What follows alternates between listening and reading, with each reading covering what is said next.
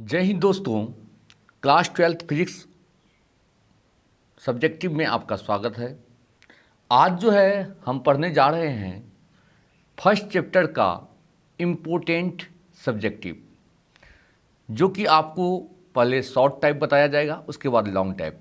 दोस्तों, चैप्टर का नाम है इलेक्ट्रिक चार्ज यानी विद्युत आवेश। चैप्टर है फर्स्ट। ध्यान से देखना है दोस्तों और इसे समझना है, और अगर लिख लीजिएगा तो सबसे सुपर। तो विद्युत आवेश, चैप्टर का नाम है विद्युत आवेश। दोस्तों, इसमें सबसे इम्पोर्टेंट जो क्वेश्चन है, लघुत्तरी क्वेश्चन, वो पहला नंबर है, वो है आवेश के क्वांटमीकरण से क्या समझते हो। आवेश के क्वांटमीकरण से क्या समझते हैं, क्वेश्चन लिख लीजिए। आवेश के क्वांटमीकरण, आवेश के क्वांटमीकरण से क्या समझते हो। बहुत बार एग्जाम में पूछा है दोस्तों, समझते हो, इसे ध्यान से समझना है। आवेश के क्वांटमीकरण का अर्थ क्या होता है, पहले वो समझिए। देखिए, आवेश के क्वांटमीकरण का अर्थ होता है कि आवेश का परिमाण जो होता है वो Q बराबर प्लस माइनस NE के रूप का होता है। क्या होता है? Q बराबर प्लस माइनस NE के रूप का होता है, जहां n जो है वो पूर्णांक संख्या है। n क्या चीज़ है? पूर्णांक संख्या है। तथा E जो है वो है मूल आवेश। E क्या है? मूल आवेश, जिसका मान होता है 1.6 गुना 10 का पावर माइनस 19 कूलम। ठीक है दोस्तों, इससे कम आवेश जो है प्रकृति में संभव नहीं है। अगर आपको क्वेश्चन में पूछ देगा कि आवेश का न्यूनतम संभव मान क्या होता है, आवेश का न्यूनतम संभव मान क्या होता है, तो आपको बोलना है 1.6 गुना 10 का पावर माइनस 19 कूलम, क्योंकि इससे कम आवेश जो है दोस्तों प्रकृति में संभव नहीं है। यह जो है इलेक्ट्रॉन का भी आवेश कहलाता है और यह प्रोटॉन का भी आवेश कहलाता है।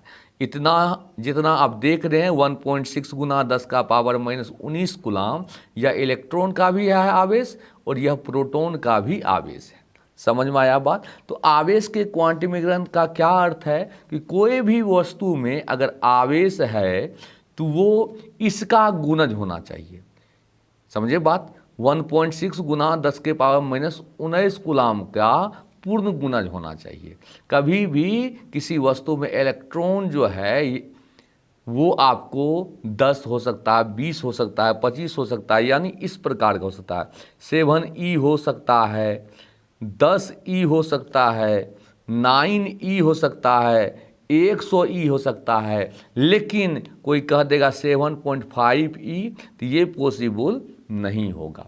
कभी भी n का मान जो है वो पूर्णांक में ही होगा। अगर n पूर्णांक में नहीं आता है तो वह चार्ज पॉसिबल नहीं होगा। ठीक है, तो आवेश का क्वांटमीकरण से क्या समझते हो? अगर लिखना है तो लिख लीजिए, हम आराम से बोल देते हैं, आप लोग को लिखना है तो लिख लीजिए। आवेश के क्वांटमीकरण का अर्थ है, लिखिए, आवेश के क्वांटमीकरण का अर्थ है, आवेश के क्वांटमीकरण का अर्थ है आवेश का परिमाण, आवेश का परिमाण, परिमाण मतलब मैग्नीट्यूड, आवेश का परिमाण Q बराबर प्लस माइनस NE के रूप का होता है। Q बराबर प्लस माइनस NE के रूप का होता है, जहां n पूर्णांक संख्या, जहां n पूर्णांक संख्या तथा E मूल आवेश है। क्या है? E क्या है? मूल आवेश है, जिसका मान 1.6 गुना, जिसका मान 1.6 गुना 10 का पावर माइनस 19 कूलम होता है। इतना लिख देना है, 2 मार्क्स मिल जाएगा। क्वेश्चन नंबर 2 देखते हैं दोस्तों। आवेश के क्वांटमीकरण तो समझ में आ गया बात कि किसी भी वस्तु पर आवेश जो है वो Q बराबर NE के फॉर्म का होगा। अब आपको हम इसी पर एक क्वेश्चन पूछ देते हैं दोस्तों, कह देते हैं क्या 4.8 गुना 10 का पावर -10 कूलाम आवेश संभव है? आवेश संभव है। तो अब इसको तोड़ करके हम देखेंगे कि यह आवेश संभव है या नहीं। यहाँ पर आपको आवेश क्या दिया है दोस्तों, 4.8 गुना 10 का पावर -10 कूलाम। आवेश है 4.8 गुना 10 का पावर -10 कूलाम, और आप जानते हैं फॉर्मूला Q बराबर NE। Q बराबर क्या होता है, NE होता है, या N बराबर क्या होगा, तो Q बटे E। N का मान क्या हो गया, Q बटे E। हम N का मान निकालेंगे और अगर वो पूर्णांक संख्या में आ जाता है तो वह संभव मान होगा, और अगर N पूर्णांक संख्या में नहीं आता है तो लिख देंगे कि यह आवेश संभव नहीं है। अब इसको हम तोड़ करके दिखाते हैं। N बराबर Q का मान है 4.8 गुना 10 का पावर -10 बटे E का मान आप जानते हैं, E का मान होता है 1.6 गुना 10 का पावर -19। ये जो है आपको आवेश दिया है, और ये तो आपको E का मान आपको दिमाग में रखना होगा कि ये होता है 1.6 गुना 10 का पावर -19। ठीक है, अब जो है इसको काट सकते हैं, दशमलव उड़ा के 16×3 = 3 गुना, और यहाँ देखिए 10 का पावर, यहाँ ऊपर में है -10 और नीचे में है -19, ऊपर गया तो +19। ठीक है दोस्तों, नीचे में क्या है -19, ऊपर गया तो +19, जिसको हम लिख सकते हैं 3 गुना 10 का पावर 9। ये जो आप देख रहे हैं 3 गुना 10 का पावर 9, ये आपको पूर्णांक संख्या है। क्यों? क्योंकि 3 गुना 10 का पावर 9 का अर्थ क्या हुआ, एक इस पर 9 को शून्य देना, 1 2 3 4 5 6 7 8 और 9, इतना इलेक्ट्रॉन आपको निकला। यानी अगर 4.8 गुना 10 का पावर -10 कूलाम आवेश है तो इलेक्ट्रॉन की संख्या कितना होगा, तो इतना होगा, इकाई, दहाई, सैकड़ा, हजार, 10,000, लाख, 10 लाख, करोड़, 10 करोड़, अरब। बताओ 3 अरब इलेक्ट्रॉन होगा अगर इतना आवेश है। तो 4.8 गुना 10 का पावर -10 कूलाम आवेश है तो 3 अरब इलेक्ट्रॉन है। देखिए कितना सुपर चीज़ आवेश का क्वांटमीकरण अगर आप जान दिएगा तो सिर्फ चार्ज मालूम रहेगा तो आप जो है आसानी से उसमें इलेक्ट्रॉन काउंटिंग कर लीजिएगा। कितना महत्वपूर्ण चीज़ है साइंस। देखिए अब एक ठो और क्वेश्चन देख लेते हैं दोस्तों, इसको समझ में आ गया। ये पूर्णांक संख्या में है तो यह आवेश संभव हुआ, यह आवेश संभव है। यही बात पूर्णांक में नहीं आता, पूर्णांक में नहीं आता तो क्या होता, लिख देते यह आवेश संभव नहीं है। क्वेश्चन नंबर 3 आते हैं दोस्तों। देखिए कह दिए कि 1 कूलाम आवेश में, 1 कूलाम आवेश में कितने इलेक्ट्रॉन है, 1 कूलाम आवेश में कितने इलेक्ट्रॉन है। ठीक है, तो 1 कूलाम आवेश में कितने इलेक्ट्रॉन है, यानी हमको नंबर ऑफ इलेक्ट्रॉन निकालना है। और आप जानते हैं फॉर्मूला होता है Q बराबर NE। Q बराबर क्या होता है, NE, या N बराबर क्या हो जाएगा, तो Q बटे E। Q बराबर NE होता है तो N बराबर क्या होगा, Q बटे E। और Q का मान आप जानते हैं 1 कूलाम होता है, 1 कूलाम। और E का मान क्या होता है, तो E का मान तो आपको याद ही होगा 1.6 गुना 10 का पावर -19 कूलाम।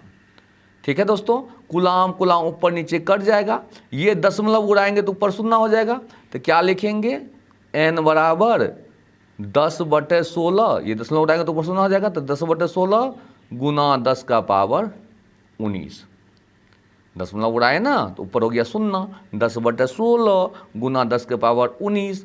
अब एक शून्य इससे भी ले लेते हैं, तो एक शून्य अगर इससे हम ले लेंगे तो वो हो जाएगा 100 अब बटे 16 और गुना 10 के पावर 18। अगर आप 100 में 16 से भागा दीजिएगा तो जानते हैं वो क्या आएगा, वो आएगा 6.25। आप भागा दे दीजिएगा, 100 में 16 से भागा दीजिएगा तो आएगा 6.25 गुना 10 का पावर 18। समझे बात? देखिए भागा दे के दिखा देते हैं, नहीं तो कहिएगा सर जी भागा कहन दिए। 16 छा के 96, 6 बार में खिलाइए, 10 में 6 गया 4, ये 100 में 96 गया 4 हुआ, 10 कट गया, दशमलव दे के सुनना दीजिए, 16 दूना 32, 8 हुआ, दशमलव दे के सुनना, 16 85, तो आया क्या 6.25। देखिए है ना। तो अब n का मान जो है 6.25 गुना 10 का पावर 18 आया, प्लस में है, तो यह आपको इलेक्ट्रॉन का संख्या हो गया कि एक कूलाम आवेश में कितने इलेक्ट्रॉन होता है, तो 6.25 गुना 10 का पावर 18 इलेक्ट्रॉन होता है। ये कई बार ऑब्जेक्टिव में पूछ देता है कि एक कूलाम आवेश में कितने इलेक्ट्रॉन होता है, तो एक कूलाम आवेश में 6.25 गुना 10 के पावर 18 इलेक्ट्रॉन होता है। कैसे होता है, तो Q बराबर Ne के फॉर्मूला से तोड़ लीजिए। ठीक है, नेक्स्ट क्वेश्चन आते हैं। नेक्स्ट क्वेश्चन ये भी इंपॉर्टेंट थ्योरी है। आवेश के गुण लिखो, आवेश के गुण लिखो। बहुत ही मज़ेदार क्वेश्चन है दोस्तों, 2 मार्क्स के लिए ये भी बहुत ही इम्पोर्टेंट है। आप लोग को हम बता चुके हैं, हमारे चैनल पर आपको short type, objective, long type का टारगेट क्वेश्चन पढ़ाया जाएगा, जिससे आपको फाइनल एग्जाम में सुपर टॉप नंबर ला सकें। ठीक है, तो आवेश के गुण लिखना है दोस्तों। आवेश के क्या गुण होता है, तो पहला पॉइंट है, आवेश जो है वो एक अदिश राशि है, स्केलर क्वांटिटी है। आवेश अदिश राशि है, आवेश अदिश राशि है, पहला बात हुआ। दूसरा बात, आवेश जो है वो योगात्मक होता है। अब ये चीज़ समझ में आप लोग को नहीं आया होगा, हम समझाते हैं। आवेश योगात्मक होता है, योगात्मक होता है। योगात्मक का मतलब समझिए दोस्तों, मान लीजिए कि आप किसी वस्तु पर आवेश है, कोई हुई वस्तु है, इस पर आवेश है Q1, Q2, Q3, Q4, Q5, Q6, इस पर आवेश है Q1, Q2, Q3, Q4, Q5, Q6, Q7 दे दीजिए, इस पर आवेश है। अब हम कह देंगे कि वस्तु पर टोटल चार्ज कितना है, कुल आवेश कितना है, तो इसको आप साधारण जोड़ जो जानते हैं, साधारण जोड़ से आप जोड़ करके लिख दीजिए, वही हुआ योगात्मक रूल। तो देखिए टोटल आवेश मान लेते हैं कैपिटल Q बराबर क्या हो जाएगा, Q1 plus Q2 plus Q3 plus Q4 plus Q5 plus Q6 और प्लस Q7। तो ये आपको बता रहा है कि इस वस्तु पर चार्ज जो होगा टोटल, वो आपको टोटल इस सब का जोड़ होगा। तो आवेश का योगात्मक रूल समझ में आया कि किसी भी वस्तु पर आवेश अगर है तो उसका टोटल जो नेट आवेश निकालेंगे वो बीजगणितीय योग के रूप में लिख देंगे, वो आपको टोटल चार्ज का वैल्यू देगा। अगर आवेश के पूछ देगा क्वेश्चन कि आवेश के योगात्मक नियम क्या है, पूछने का तो कुछ भी पूछ सकता है। अब आवेश के योगात्मक नियम क्या है, तो इसके लिए डरने की जरूरत नहीं है। लिख दीजिएगा कि किसी वस्तु पर आवेश अगर Q1, Q2, Q3, Q4 dot dot Qn तक है, तो उस पर कुल आवेश का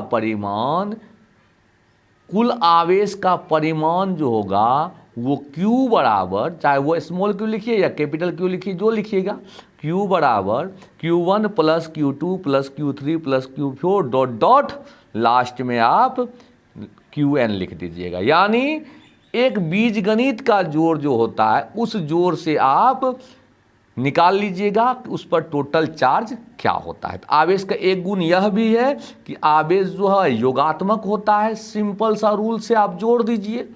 दूसरा है आवेश एक अदिश राशि होता है, आवेश में कोई दिशा नहीं होता है, आवेश में कोई डायरेक्शन नहीं होता है, आवेश एक अदिश राशि है, आवेश योगात्मक होता है। तीसरा पॉइंट लिख लीजिए, आवेश संरक्षण नियम का पालन करता है। आवेश क्या होता है? आवेश संरक्षण नियम का पालन करता है। आवेश, पूरा मजा से पढ़िए दोस्तों, आवेश संरक्षण नियम का पालन करता, आवेश संरक्षण नियम का पालन करता। अब ये समझ जाइए कि आवेश संरक्षण नियम होता क्या है। अगर मान लीजिए पूछ देगा कि आवेश के संरक्षण नियम से क्या समझते हो, अगर ऑब्जेक्ट 2 नंबरा में पूछ देगा कि आवेश के संरक्षण नियम से क्या समझते हो, तो लिख देना है आवेश के संरक्षण नियम के अनुसार आवेश को ना तो हम उत्पन्न कर सकते हैं, आवेश को ना तो हम उत्पन्न कर सकते हैं और ना ही हम नष्ट कर सकते हैं। आवेश का ना तो उत्पत्ति होता है और ना ही विनाश होता है, इसे सिर्फ एक रूप से दूसरे रूप में बदला जाता है, इसे सिर्फ एक रूप से दूसरे रूप में बदला जाता है। लिख देना है कि आवेश के संरक्षण नियम के अनुसार आवेश का ना तो उत्पत्ति होता है और ना ही विनाश। अगर मान लीजिए पूछ देगा कि आवेश का संरक्षण नियम क्या है, तो लिख देना है आवेश के संरक्षण नियम के अनुसार आवेश का ना तो उत्पत्ति होता है और ना ही विनाश होता है, इसे सिर्फ एक रूप से दूसरे रूप में बदला जाता है। ठीक है, तो आवेश के गुण हुआ कि आवेश अदिश राशि होता है, दूसरा बात आवेश योगात्मक होता है, तीसरा बात आवेश संरक्षण नियम का पालन करता है, और चौथा बात जो है सबसे अहम बात तो है आवेश क्वांटमीकृत होता है। आवेश क्वांटमीकृत होता है, क्वांटमीकरण या कृत जो भी लिखिए, क्वांटमीकरण होता है। अब क्वांटमीकरण तो अभी आपको बताए हैं कि कोई भी वस्तु पर आवेश जो होगा वो आपको Q बराबर प्लस माइनस NE के फॉर्म में होगा, Q बराबर प्लस माइनस NE के फॉर्म का होगा। और जहाँ E क्या चीज़ है, तो वो आपको मूल आवेश है। ये क्या चीज़ है? मूल आवेश है, और जिसका मान आप लोग को तो रटा हुआ होगा 1.6 गुना 10 का पावर माइनस 19 कूलम। और n क्या चीज़ है? तो n पूर्णांक संख्या है, n पूर्णांक संख्या है, और E क्या चीज़ हुआ? मूल आवेश हुआ। समझ में आया बात? तो आवेश के गुण लेकर पूछेगा तो ये सब बात लिख देना है। समझ में आया? अब नेक्स्ट क्वेश्चन देखते हैं। देखिए आपको इतना प्रेम से बता देंगे कि आप सिर्फ वीडियोस ऑडियोस देख लीजिएगा, सुन लीजिएगा तो याद आपको हो जाएगा। ठीक है, नेक्स्ट क्वेश्चन आते हैं दोस्तों। देखिए थोड़ा सा है इसका, लेकिन पूछता नहीं है, लेकिन जानकारी के लिए बताते हैं और आप लोग जानते भी हैं। चालक यानी कंडक्टर और इंसुलेटर के बारे में दोस्तों ऑब्जेक्टिव में पूछ देता है, तो ध्यान में रखना है कि देखिए अगर कोई पूछ देगा चालक क्या है, तो आप देखिए बच्चा वाला बात, चालक क्या है, कहिएगा सर जी ये सब बात नहीं जानते हैं, हमको बताते हैं। लेकिन हमरो आदत खराब है ना, हम जो है ना क्या कहें, हमको छोड़ल नहीं जाता है कि कुछ छोड़ दें, जानकारी के लिए आपको तो रखना पड़ेगा। तो चालक देखिए क्या है, कंडक्टर जिसे अंग्रेजी में बोलते हैं। देखिए वैसा पदार्थ जिससे इलेक्ट्रॉन आसानी से गुजरे, उसको बेचारा कोई कष्ट नहीं हो। इलेक्ट्रॉन अगर प्रेम से गुजर जाता है तो वह पदार्थ चालक कहलाता है, यानी कंडक्टर कहलाता है। नहीं समझे बात?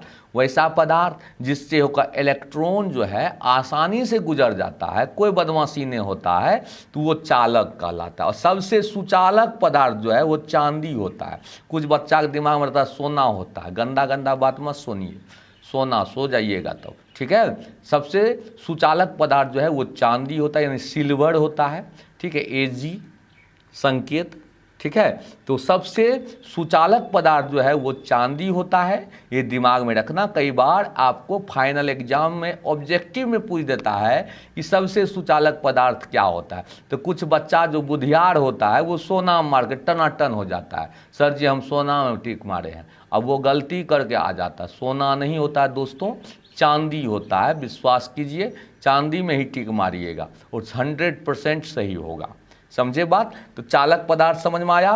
वैसा पदार्थ जिससे होकर धारा आसानी से गुजर जाता है चालक पदार्थ कहलाता है। ठीक है। उसी में आ गया कुचालक। कुचालक बोलिए या विद्युत रोधी बोलिए, विद्युत रोधियो बोल देते हैं लोग प्यार से। विद्युत रोधी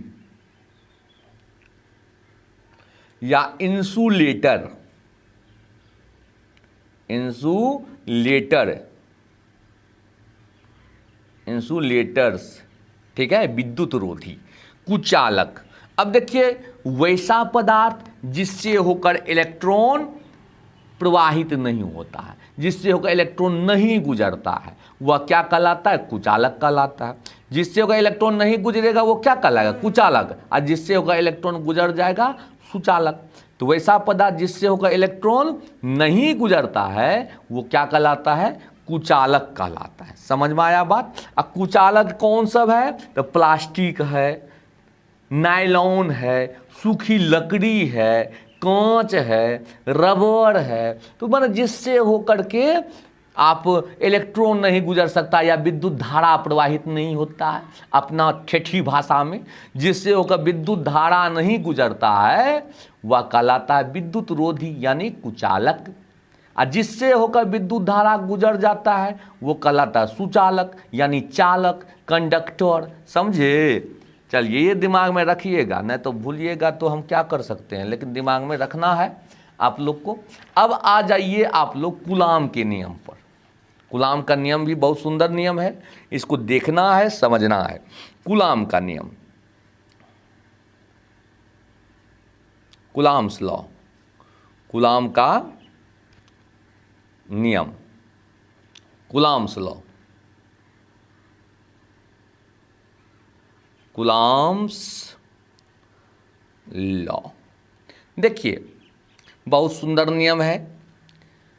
1785 ईस्वी में, ध्यान से इतिहास पहले समझ जाइए, उतना लिखने की आवश्यकता नहीं, सुनना है, दिमाग में अटा देना है। दिल से पढ़ाते हैं दोस्तों आप लोगों को, और आप लोग ध्यान से वीडियो देखें। पूरा वीडियो देख करके अगर इच्छा हो तो लिख ले, नहीं तो 1 से 2 बार वीडियो देख लें, ऑटोमेटिक आपको दिमाग में बैठ जाएगा, ये वादा है।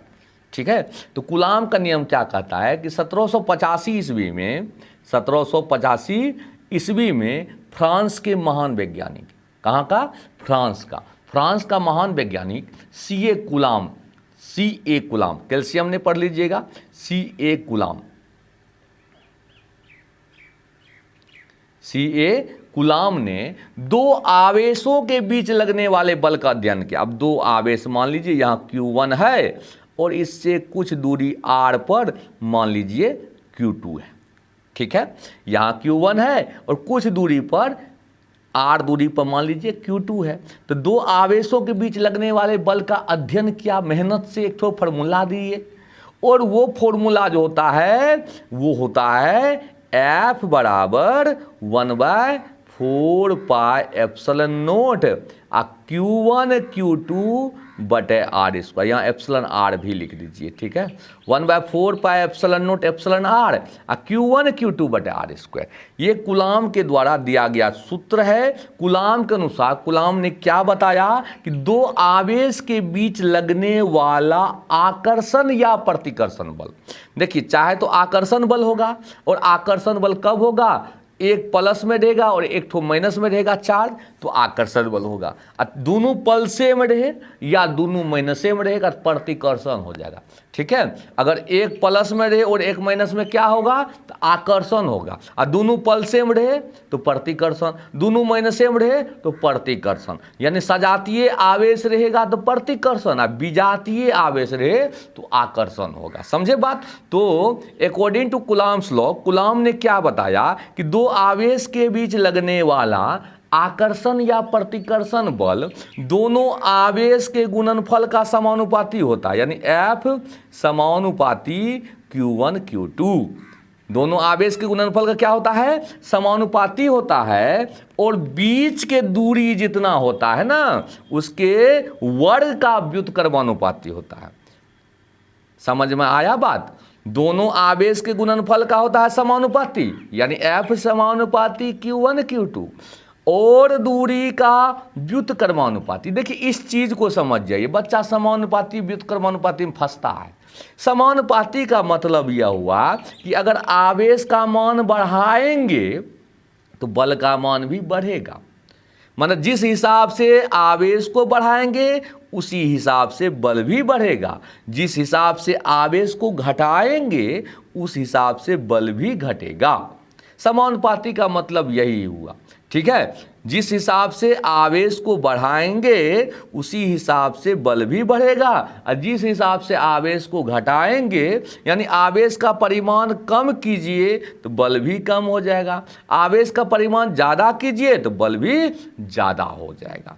समझ में आया बात? यानी समानुपाती का मतलब यही होता है। अब व्युत्क्रमानुपाती का मतलब होता है कि अगर हम R का मान बढ़ाएंगे, R का मान बढ़ाएंगे तो F का मान घटेगा, R का मान बढ़ाएंगे तो F का मान घटेगा, और अगर R का मान घटाएंगे तो इसका मान बढ़ेगा, F का मान बढ़ेगा। यानी R का वृद्धि तो F में कमी, R में कमी तो F में वृद्धि, उल्टा बात।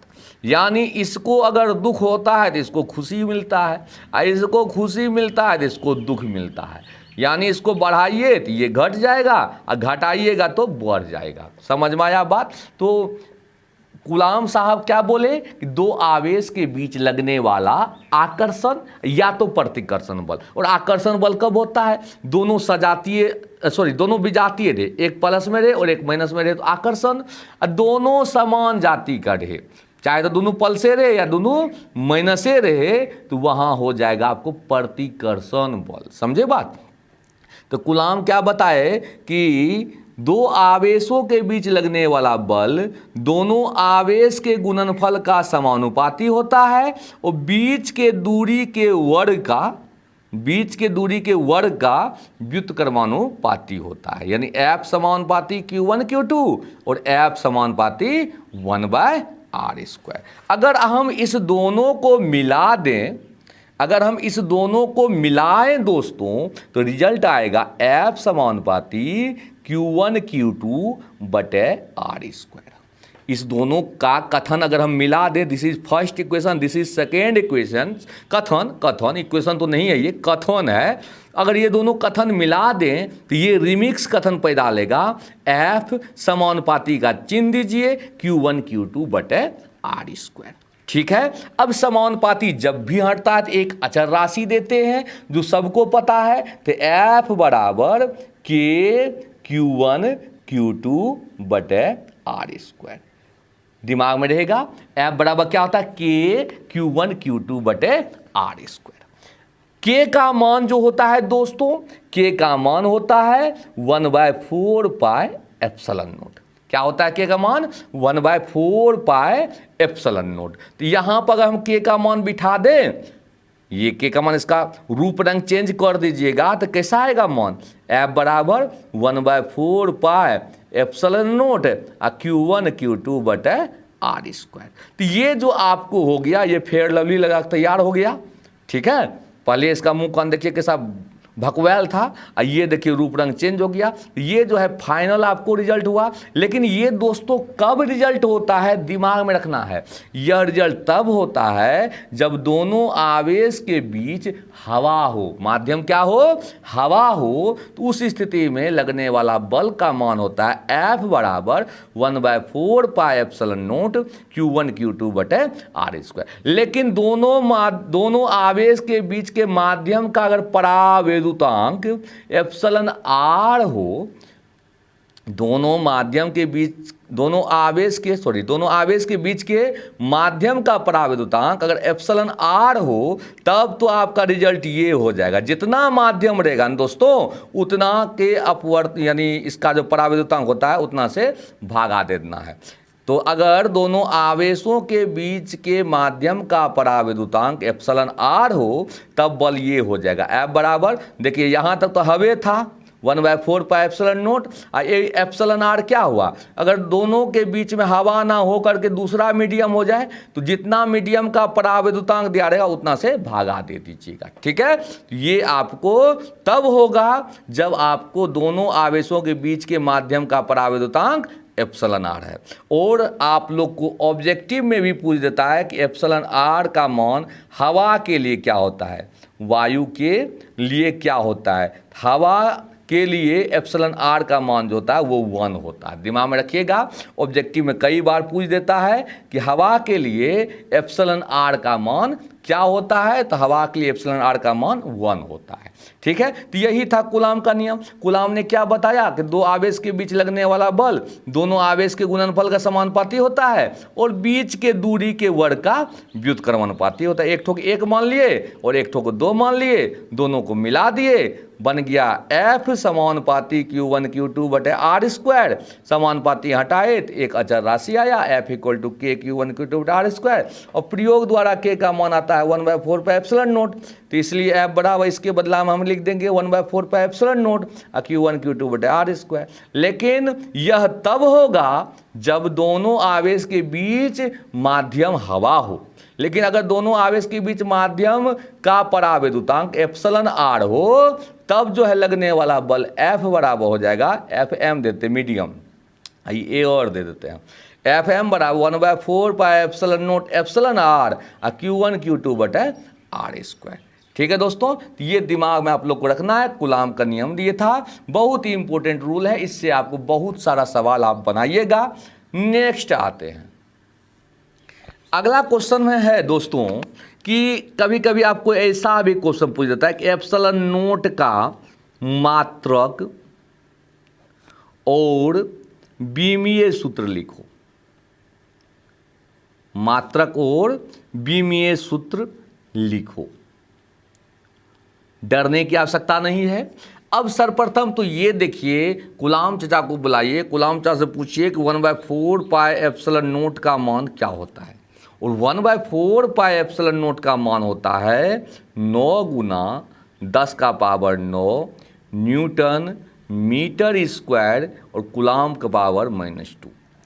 9 गुना 10 का power 9 newton metre square coulomb -2, ये प्रयोग द्वारा ज्ञात किया गया, प्रयोग से प्राप्त हुआ है। ठीक है, 1/4 पाई एप्सिलॉन नोट का मान किससे प्राप्त हुआ है, प्रयोग से प्राप्त हुआ है। कितना, तो 9 गुना 10 का power 9 newton metre square coulomb -2। अब देखिए, हमको निकालना है एप्सिलॉन नोट का मात्रक और बीमीय सूत्र। मात्रक तो यही हो गया न्यूटन मीटर स्क्वायर कूलाम -2, और बीमीय सूत्र अगर निकालना है तो देखिए बीमीय सूत्र कैसे निकलेगा। एप्सिलॉन नोट का सॉरी यार, 1/4 पाई एप्सिलॉन नोट का मान नहीं होता है, हमको तो एप्सिलॉन नोट का बीमीय सूत्र निकालना है। तो आप इसको बताइए, देखिए F बराबर फॉर्मूला होता है 1/4 pi epsilon note Q1 Q2 बटे R स्क्वायर। ये तो 1/4 पाई एप्सिलॉन नोट का मान होता है, हम भसिया जाते हैं बीच में कभी कभी। देखिए कूलाम का नियम क्या है, F बराबर 1/4 pi epsilon note Q1 Q2 बटे R स्क्वायर। हमको निकालना है एप्सिलॉन नोट बराबर, तो एप्सिलॉन नोट को इधर भेज दीजिए। एप्सिलॉन नोट बराबर क्या होगा, 1/4 पाई Q1 Q2 बटे F R स्क्वायर। ठीक है, एप्सिलॉन नोट को इधर भेज दिए और F को नीचे कर दिए, तो 1/4 पाई Q1 Q2 बटे F R स्क्वायर। अब देखिए एप्सिलॉन नोट का पहले मात्रक लिखते हैं। एप्सिलॉन नोट का मात्रक, देखिए आप लोग महान आदमी है, किसी भी कांस्टेंट का मात्रक नहीं होता है। ये 1/4 पाई है, ये कांस्टेंट है, इसका कोई मात्रक नहीं होगा। ये हवा लगाने चला गया। ये Q1 भी आवेश है, Q2 भी आवेश है, तो आवेश का मात्रक होता है कूलाम, ये भी होगा कूलाम, तो कूलाम गुना कूलाम। अब बट है बल का मात्रक, F क्या है, बल, बल का मात्रक न्यूटन, और R क्या चीज़ है, तो R है दूरी, और दूरी का मात्रक होता है मीटर स्क्वायर। R है दूरी और दूरी मात्रा मीटर स्क्वायर। अब इसको हम सॉल्व करते हैं। न्यूटन है, ऊपर गया तो न्यूटन पावर -1, मीटर पावर -2, और कूलाम को कूलाम से गुना करो, कूलाम स्क्वायर। ये हो गया आपको एप्सिलॉन नोट का मात्रक, न्यूटन पावर -1, मीटर पावर -2 और कूलाम का स्क्वायर। अब जो है दोस्तों एप्सिलॉन नोट का बीमीय सूत्र भी निकाल लेते हैं। तो एप्सिलॉन नोट का बीमीय सूत्र देखिए कैसे निकल जाएगा, इसी से निकल जाएगा। देखिए न्यूटन किसका मात्रक होता है, बल का, और बल का बीमीय सूत्र होता है ml t का पावर -2। अब पावर में है -1, इसको भी लिख लीजिए। ये न्यूटन है तो न्यूटन है बल का बीमीय सूत्र होता है ml t का पावर -2। अच्छा m है मीटर, अब मीटर किसका मात्रक होता है, लंबाई का होता है l, पावर दे दीजिए -2। c कुलाम होता है किसका बीमीय मात्रक, कुलाम होता है मात्रक आवेश का, और आवेश का बीमीय सूत्र होता है it, या तो हम at भी लिख सकते हैं। पावर 2 है तो पावर 2 दीजिए। अब इसको तोड़िए, देखिए पावर -1 से सब में गुना कीजिए, यहाँ भी 1 है यहाँ भी 1 है, पावर -1 गुना कीजिए तो क्या होगा, गुना हो जाएगा m का पावर -1, l का पावर -1 और t का पावर 2, माइनस प्लस, गुना l का पावर -2 गुना I² और t²। ठीक है, अब इसको बढ़िया से सजा के लिख देते हैं। m का पावर -1, l का पावर -1 -2 तो -3, l के पावर -3 और t के पावर 2 और 2 4, t के पावर 4 और I का स्क्वायर। तो m के पावर -1, l के पावर -3, t का पावर 4 और I², ये आपको एप्सिलॉन नोट का बीमीय सूत्र होता है। और एप्सिलॉन नोट का मात्रक जो होता है वो newton power -1 metre power -2 coulomb square होता है। ठीक है, देखिए एक ठो और मात्रक होता है एप्सिलॉन नोट का। देखिए आप पढ़िएगा चौथा चैप्टर में, विद्युत धारिता चैप्टर में, समांतर प्लेट संधारित्र की धारिता C बराबर होता है एप्सिलॉन नोट A/D। जब दोनों प्लेट के बीच हवा रहेगा तो C बराबर फॉर्मूला क्या होता है, एप्सिलॉन नोट A/D। इसको हम C0 भी लिख सकते हैं, 0 फॉर वैक्यूम हवा, तो C0 बराबर एप्सिलॉन नोट A/D। हम कहेंगे एप्सिलॉन नोट बराबर क्या होगा, तो क्या कहिएगा, C0 गुना D, भागा था तो गुना, एक ऊपर है तो इधर आएगा तो नीचे। अब इसका मात्रक लिखिए, तो एप्सिलॉन नोट का मात्रक देखिए C है विद्युत धारिता, और विद्युत धारिता का मात्रक होता है फेराड, हो गया F। D क्या चीज़ होता है, तो दोनों प्लेट के बीच की दूरी होती है। दो गो प्लेट होता है समांतर प्लेट में, इस प्रकार से प्लेट होता है, देखिए बना देते हैं।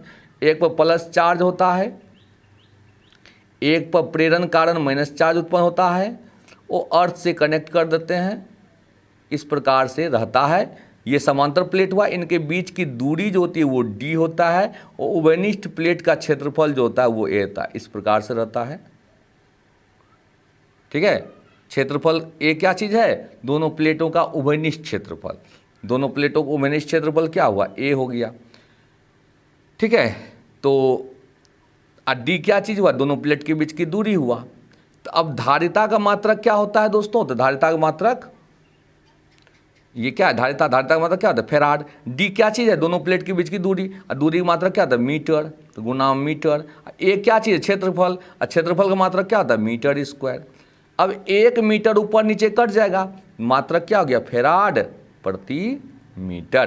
तो एप्सिलॉन नोट का मात्रक फेराड प्रति मीटर भी होता है, और नहीं तो न्यूटन के power -1 metre power -2 coulomb square भी होता है। तो जो आपको अच्छा लगे, लेकिन दोनों को दिमाग में रखना है, फेराड प्रति मीटर भी होता है, या newton power -1 metre power -2 coulomb square भी होता है। लेकिन बीमीय सूत्र आपको यही होता है, m के पावर -1, l के पावर -3, t के पावर 4, I²। नेक्स्ट क्वेश्चन देखते हैं दोस्तों। नेक्स्ट क्वेश्चन है कूलम के नियम की सीमाएं लिखो। बहुत ही इंपॉर्टेंट क्वेश्चन है ये, दिमाग में रखना है। कूलम के नियम की सीमाएं लिखो, लिमिटेशन ऑफ कूलम्स लॉ, सीमाएं। देखिए दोस्तों, कूलम के नियम की सीमाएं क्या है। देखो पहला बात तो है, कूलम का नियम केवल बिंदु आवेश के लिए ही लागू होता है, बिंदु आवेश के लिए ही लागू होता है कूलम का नियम। मान लीजिए ये Q1 है, यहाँ Q2 है, तो कूलम का नियम जो है केवल बिंदु आवेश के लिए ही लागू होता है। तो फर्स्ट पॉइंट लिख लीजिए, कूलम का नियम केवल पॉइंट चार्ज यानी बिंदु आवेश के लिए ही सही है। लिख देते हैं, कूलाम का नियम बिंदु आवेश, ये दूरी होता है, आवेश के लिए सत्य है। कूलाम का नियम बिंदु आवेश के लिए ही सत्य है। ठीक है। दूसरा बात, कूलाम का नियम केंद्रीय बल होता है। केंद्रीय बल मतलब क्या हुआ कि कूलाम का नियम जो होता है आवेश को मिलाने वाली रेखा के अनुदिश लगता है। ठीक है। रेखा को मिलाने कूलाम का नियम जो है क्या होता है, दोनों आवेश को मिलाने वाली रेखा के अनुदिश लगता है, तो इसको हम केंद्रीय बल कहते हैं। कूलाम का नियम या कूलाम बल, कूलाम बल केंद्रीय बल होता है। केंद्रीय बल होता है क्योंकि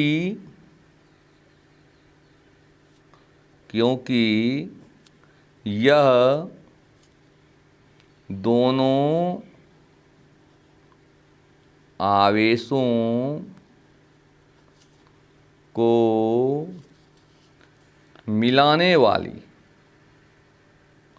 दोनों आवेशों को मिलाने वाली रेखा के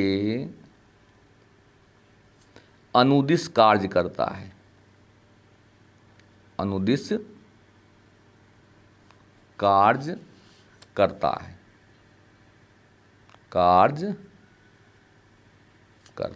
तो कूलाम बल केंद्रीय बल होता है क्योंकि यह दोनों आवेशों को मिलाने वाली रेखा के अनुदिश कार्य करता है। समझ में आया बात।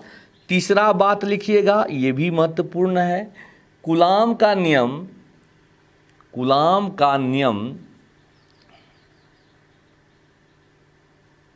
या कूलाम बल एक अन्योन्य प्रक्रिया व्यक्त करता है। कूलाम बल एक अन्योन्य प्रक्रिया, म्यूचुअल इंटरेक्शन, अन्योन्य प्रक्रिया व्यक्त करता है। कूलाम बल एक अन्योन्य प्रक्रिया व्यक्त करता है। अन्योन्य प्रक्रिया का मतलब यह हुआ दोस्तों कि देखिए, ये चार्ज आपको कुछ भी रहे और ये चार्ज कुछ भी रहे, ये जितना फोर्स इस पर लगाएगा सेम उतना फोर्स ये भी लगाएगा, यानी न्यूटन के तृतीय गति के नियम का अनुरूप है। यानी अगर पहला आवेश दूसरे पर जितना बल लगाएगा दूसरा भी पहले पर उतना ही बल लगाएगा, सिर्फ आपको डायरेक्शन अपोजिट होगा। समझ में आया बात। यानी Q1 और Q2 के बीच जो बल लगता है Q1 के द्वारा Q2 पर उतना ही बल लगेगा जितना कि Q2 के द्वारा Q1 पर बल लगता है। चाहे आप मान लीजिए Q1 है 10 कूलाम, समझे, और Q2 है 20 कूलाम, तो 10 कूलाम के द्वारा 20 कूलाम पर उतने ही बल लगेगा जितना कि 20 कूलाम द्वारा 10 कूलाम पर आरोपित होगा। समझ में आया बात। अब देखिए, आप बच्चा कन्फ्यूजन में हो जाता है। देखिए, Q1 के द्वारा Q2 पर लगने वाला बल अगर निकालेंगे हम, लिख देते F12 और सूत्र होगा 1/4 pi epsilon not Q1 Q2 बटे R स्क्वायर। किसके अनुदिश केप लगाना है, तो केप R12 का अनुदिश।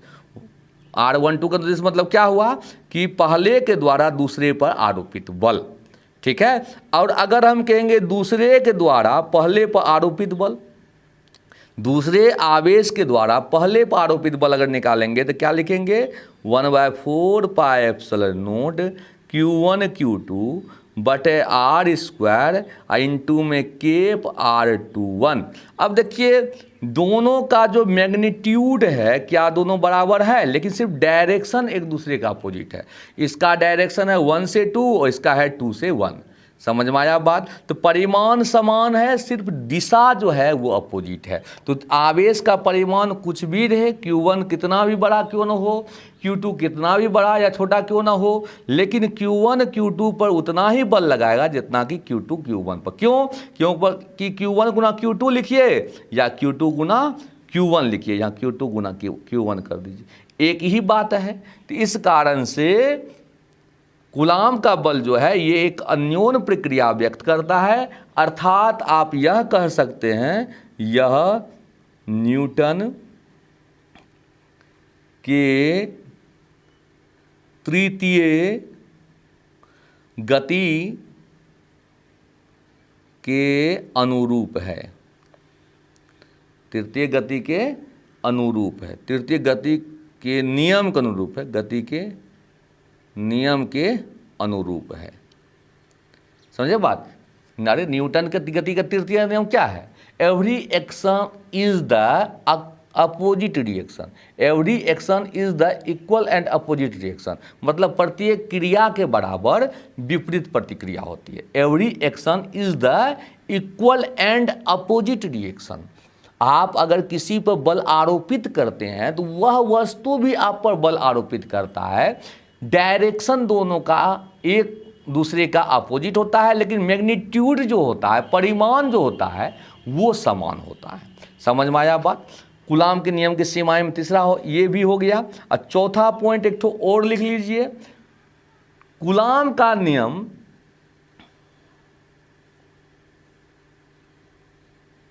कूलाम का नियम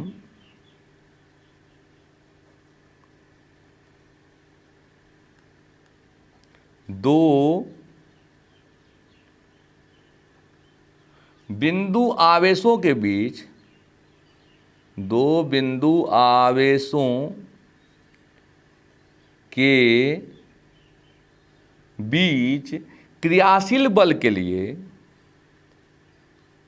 क्रियाशील यानी जो बल लगता है, क्रियाशील बल के लिए एक कथन है, एक कथन है। ठीक है। कूलाम का नियम दो बिंदु आवेशों के बीच क्रियाशील बल के लिए एक कथन है, और वो कथन क्या है आप लोग जानते हैं, F बराबर 1/4 pi epsilon not Q1 Q2 बटे R²। ठीक है दोस्तों, समझ में आया बात। तो कूलाम के नियम की सीमाएं भी एग्जाम में कई बार पूछता है, इसे दिमाग में रखना है। नेक्स्ट क्वेश्चन आते हैं, एकांक आवेश क्या है। एकांक आवेश को हम लोग अंग्रेजी में यूनिट चार्ज बोलते हैं। एकांक आवेश जिसे हम लोग यूनिट चार्ज कहते हैं। देखिए, यूनिट चार्ज का परिभाषा समझ जाइए, कोई परेशानी नहीं है। देखिए, जब समान परिमाण का दो आवेश, जब समान परिमाण का दो आवेश, यहाँ भी Q और यहाँ भी Q, जब समान परिमाण का दो आवेश एक दूसरे से 1 मीटर की दूरी पर हो, कितना मीटर दूरी पर? 1 मीटर के दूरी पर हो, और उनके बीच लगने वाला प्रतिकर्षण बल, लगने वाला प्रतिकर्षण बल 9 गुना 10 का पावर 9 न्यूटन हो, तो इस प्रकार का जो आवेश होगा वह एकांक आवेश कहलाएगा। यानी सीधा सीधी संक्षेप में समझिए कि यदि आवेश दोनों समान है, आवेश का परिमाण समान है, दोनों आवेश के बीच की दूरी 1 मीटर है, और उनके बीच लगने वाला बल जो है वो 9 गुना 10 का पावर 9 न्यूटन है, तो ऐसे आवेश को हम एकांक आवेश कहते हैं। ठीक है, लिख दीजिए, जब दो आवेश समान परिमाण का हो तथा दोनों के बीच की दूरी 1 मीटर हो तो ऐसे हो और दोनों आवेश के बीच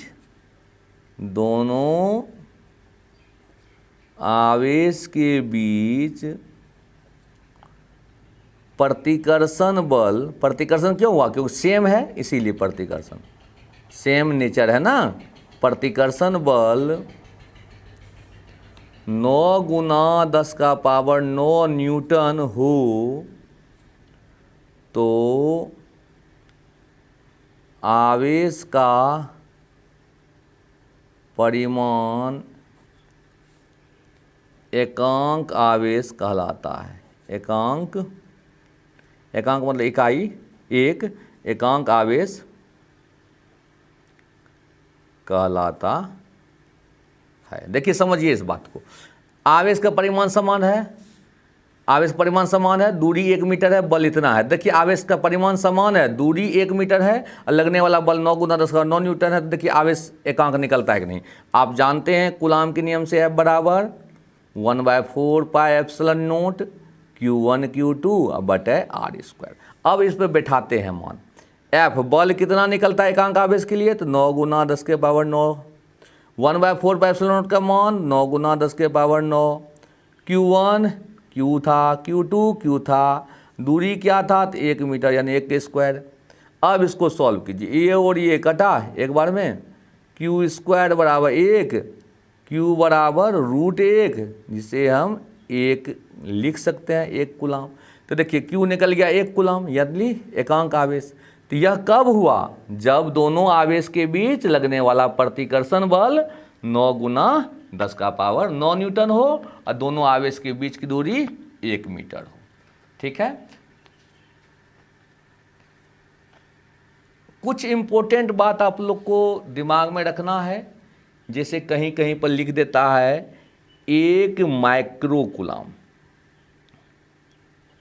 1 माइक्रो कूलाम, इसको हम लोग ऐसे भी लिख सकते हैं 1 माइक्रो, ये हुआ म्यू, इसे म्यू कहते हैं। 1 माइक्रो कूलाम जिसका मान होता है 10 के पावर -6 कूलाम।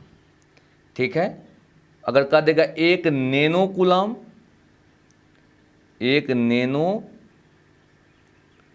कूलाम, इसको हम 1 छोटकी NC, 1 नैनो कूलाम को हम 10 का पावर -9 कूलाम भी लिख सकते हैं।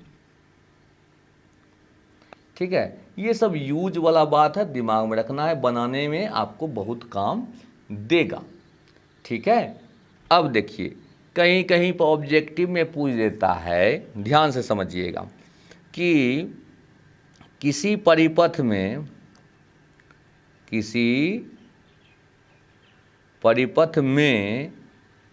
1 एम्पियर धारा 1 सेकेंड तक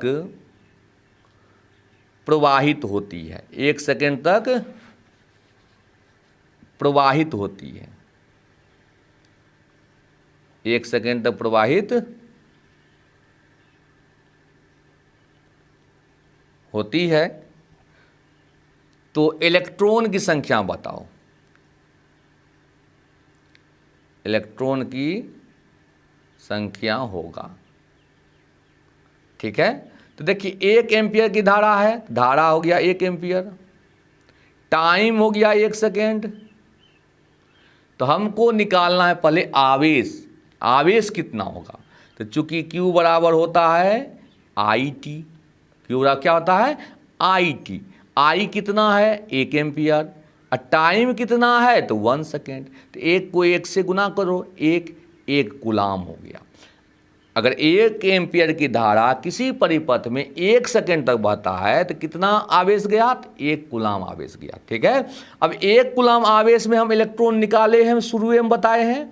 1 कूलाम आवेश में कितने इलेक्ट्रॉन होता है? तो 6.25 गुना 10 का पावर 18 इलेक्ट्रॉन होता है। ठीक है। अगर आपको निकालना है, चेक करना है, तो Q बराबर NE या N बराबर Q/E से भी आप निकाल सकते हैं। Q हो गया 1 कूलम और E का मान तो याद है 1.6 गुना 10 का पावर -19 कूलम देना है। तो इस प्रकार से आप लोग आसानी से तोड़ करके निकाल सकते हैं कि अगर किसी परिपथ में 1 एम्पीयर की धारा 1 सेकंड तक प्रवाहित होती है तो कितना इलेक्ट्रॉन गुजरता है। दोस्तों आज का क्लास बस इतना रखते हैं, कल फिर इस पर हम विशेष अध्ययन करेंगे। ओके।